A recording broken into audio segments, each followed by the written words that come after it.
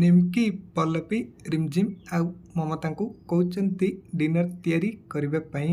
ହେଲେ ପଲ୍ଲବୀ ନିମ୍କିକୁ କହୁଛନ୍ତି ମୋତେ ତ ରୁବି ମାଉସୀ କିଚେନକୁ ଯିବା ପାଇଁ ମନା କରିଛନ୍ତି, ସେଥିପାଇଁ ମୁଁ ଡିନର ତିଆରି କରିପାରିବିନି।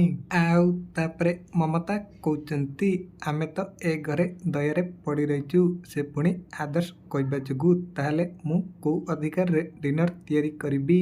ଆଉ ଶେଷରେ ରିମଝିମ୍ କହୁଛନ୍ତି ମୁଁ ଅଫିସ ଯାଉଥିଲି ବୋଲି ଲୋକମାନେ ମୋତେ ଚୋରଣୀ ସଜାଇ ଦେଲେ, ଆଉ ଏବେ ଯଦି ମୁଁ କିଚେନକୁ ଯିବି ଲୋକମାନେ ମୋତେ ଆହୁରି କ'ଣ ସଜାଇ ଦେବେ, ସେଥିପାଇଁ ମୋର କିଚେନକୁ ଯିବା କିଛି ବି ଦରକାର ନାହିଁ। ଘର ଲୋକଙ୍କ ପାଖରୁ ଏମିତି କଥା ଶୁଣିବା ପରେ ନିମ୍କି ଯାଇ ରୁବିଙ୍କୁ କହୁଛନ୍ତି ଦିଦିମା ଏବେ ଆପଣ ହିଁ ଆସନ୍ତୁ ଡିନର ତିଆରି କରିବେ।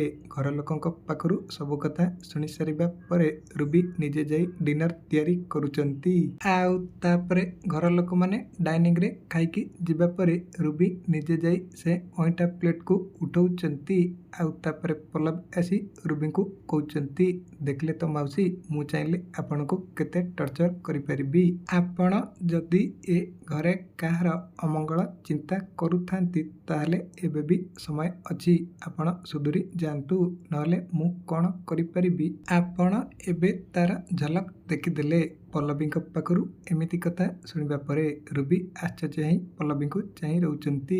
ତେବେ ଦର୍ଶକ ବନ୍ଧୁ, ପଲ୍ଲବୀ ଆଜି ରୁବିଙ୍କୁ ଯେଉଁଭଳି ଭାବେ କାମ କରାଇଲେ ଆପଣମାନଙ୍କୁ ଭଲ ଲାଗିଲା କି? ଯଦି ହଁ କମେଣ୍ଟରେ ୟେସ୍ ଲେଖନ୍ତୁ।